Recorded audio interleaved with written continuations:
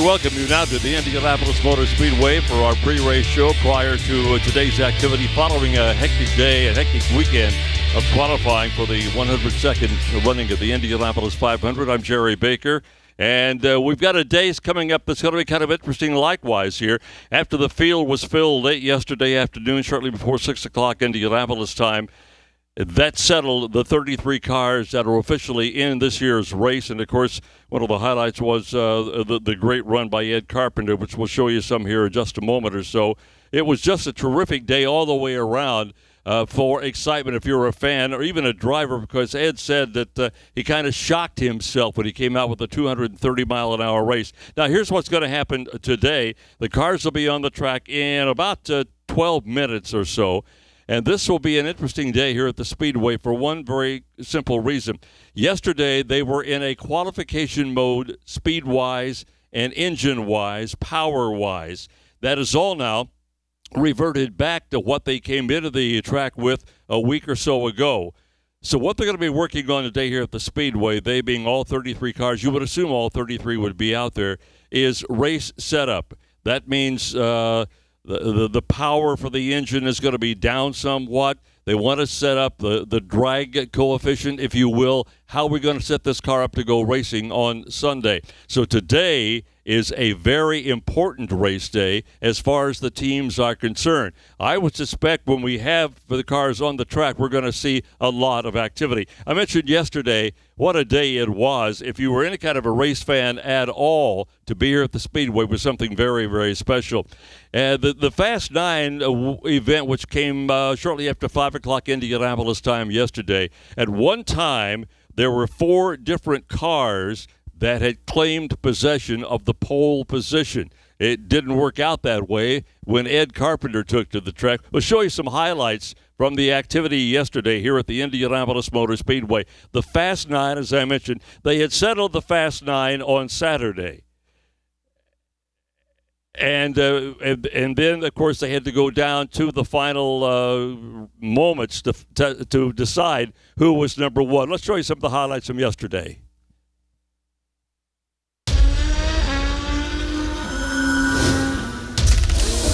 After eliminating 2 drivers on bump day, it was time to set the starting grid for the 102nd Indianapolis 500 on Armed Forces Pole Day. The first few hours were reserved for drivers who qualified 33rd through 10th on Saturday, and there were plenty of movers and shakers throughout the field. Perhaps the biggest loser on Sunday was Alexander Rossi, who went from 10th to 32nd starting position with the requalifying procedure. Plenty of drivers, though, found speed on pole day as Zachary Clementimello moved from 26th on bump day to 13th. Takuma Sato matched that 13 position improvement, going from 29th to 16th. But the biggest winner was James Davison, improving 14 spots from 33rd to 19th with a 4-lap average of 226.255 miles per hour. Sunday's main event, though, was the Fast 9 shootout, with the prize being the Verizon P1 Award and pole position for the Indianapolis 500. The hot seat and race for P1 became a game of musical chairs as Danica Patrick was out first, posting the speed to beat at 228.090. After a failed attempt by Scott Dixon to knock her from the top, defending IndyCar champ Joseph Newgarden would at 228.405 miles per hour. Newgarden was able to breathe a sigh of relief when both Spencer Pigot and Sebastian Bourdais took their shots, but it was IndyCar's active leader in poles that bumped his Penske teammate from first, as Will Power's 4-lap average of 228.607 moved him to the hot seat.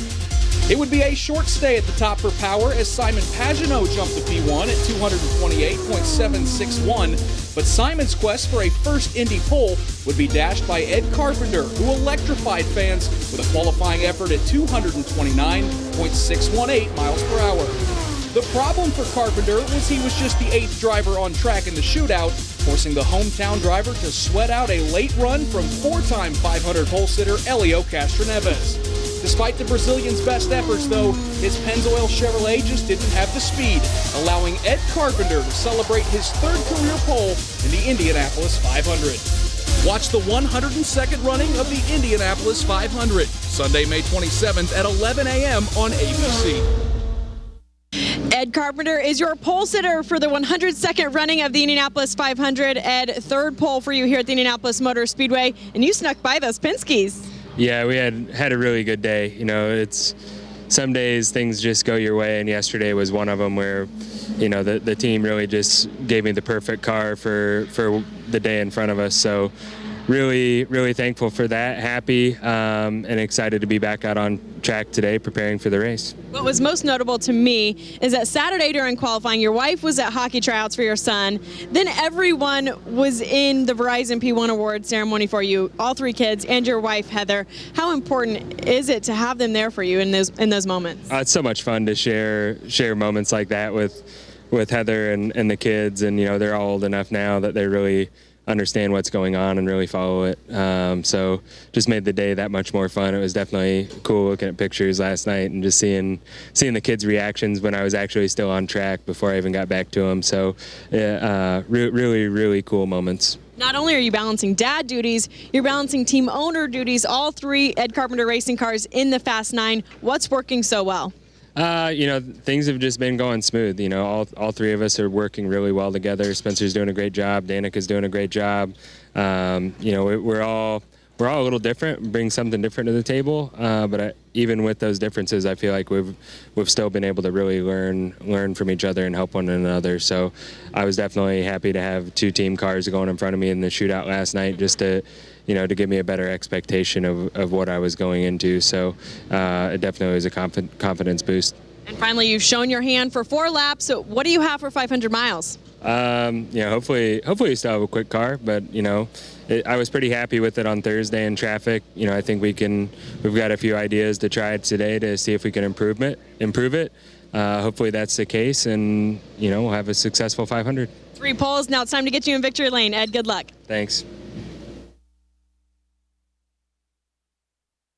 Ed, one of the most popular guys in town right now. Here's a list of the guys who have had the most pole wins. Rick Mears tops out that list, you can see, with a half a dozen. Leo with 4, A.J. Foyt with 4, Rex Mays, that's going back a couple of years, also with 4. Scott Dixon, who's got a good starting position for this year's race, with 3, and then Ed Carpenter now with 3. Ed, of course, it's interesting, one of the side notes of the situation from yesterday, Ed said when he came in and qualified for number 1, he made a comment that the guys back in the office had hung a sign that said, "You're not the boss this week." Very simply, they're saying, we'll take care of the office situation, we'll pay the bills, we'll do whatever has to be done, but you're the guy on the racetrack right now. One of the guys that we thought was going to be a contender for the pole, he was kind of disappointed. In fact, he'll start 8th, was Elio Castroneves. He has 4 of those poles that we showed you right there. Katie Hargitt had a chance to talk to Elio after yesterday's qualification round. And an 8th place starting position for Elio Castroneves in the 102nd running of the Indianapolis 500. And Elio, I think we initially thought that Team Penske was going to sweep the front row. Ed Carpenter snuck in there. What was the difference? Well, definitely that 230 was still have us scratching our heads right now, but incredible job for his team. And, well, I took a chance, you know, to see if I could beat him, and unfortunately it wasn't even close. But in the end of the day, obviously it's not where we started, but where we finished. We know we have a very good car, very good team, and capable to do what we want to do. You just kind of brought it up already for me. That elusive number 4 coming up in just a week. Sounds like you think you have a genuine shot. Oh, absolutely. I mean, we have an incredible opportunity here again just to be in the race. But not only that, but we have a great group of guys, especially the Shell Pennzoil machine looks very, very strong. And again, it's a lottery. This place is, I always say, choose who is going to be the winner. Hopefully this time it will be our time again. But for sure we're preparing as much as we can to put all the scenarios that we don't know if might happen, but as long as we prepare and be there in the end, we have a legitimate shot. Fans exactly wanted to hear that from you. Confidence as we see Marco Andretti go by. Elio, good luck next Sunday. Thank you so much.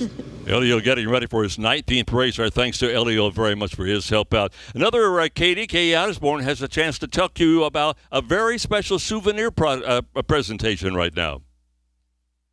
Well, there's no better way to kick off race week than to make sure you have all your stats, your figures, and any stories that you may want to have leading into the big event. And that is with the official program this year. I'm with Mandy Walsh, the senior graphic designer here at the Indianapolis Motor Speedway, where her and her team poured in a lot of love into this year's program. And I have to say, it is definitely one of the finest, if not the best. Thank you. Well, this year we tried something different. It's the first time we've ever done it on plastic, so we wanted to focus on the new car. With all the different levels, you open up, each level kind of has a different level of the car, so we wanted to get that in there.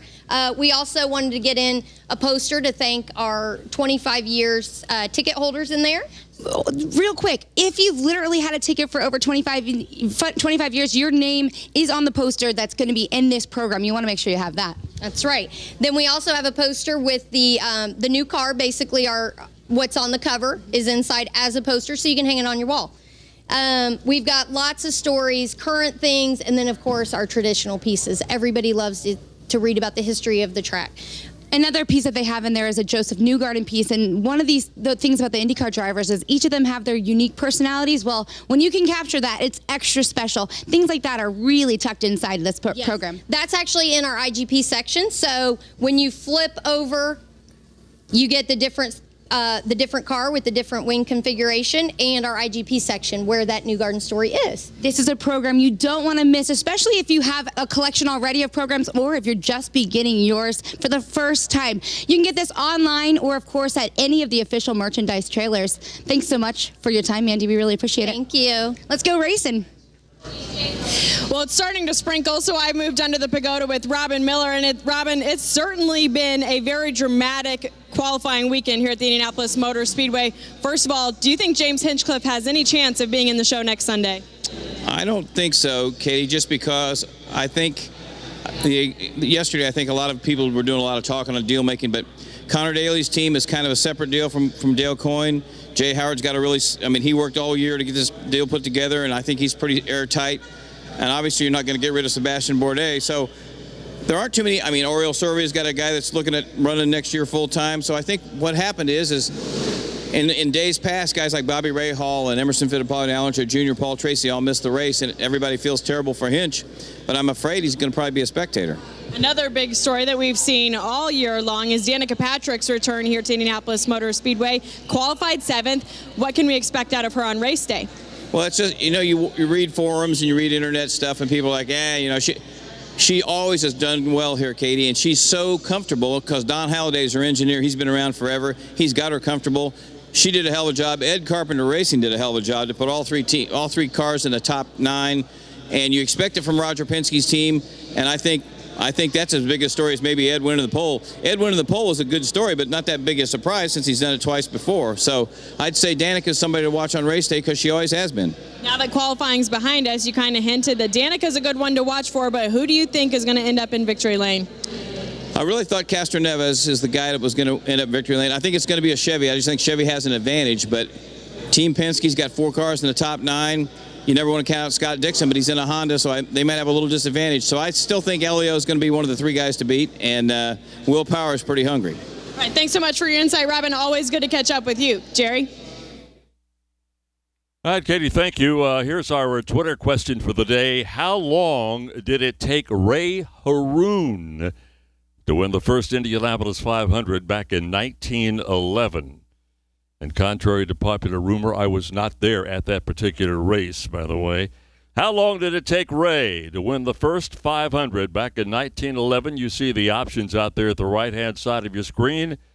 And for IMS, hashtag This Is May, hashtag Indy 500, and give us your answer.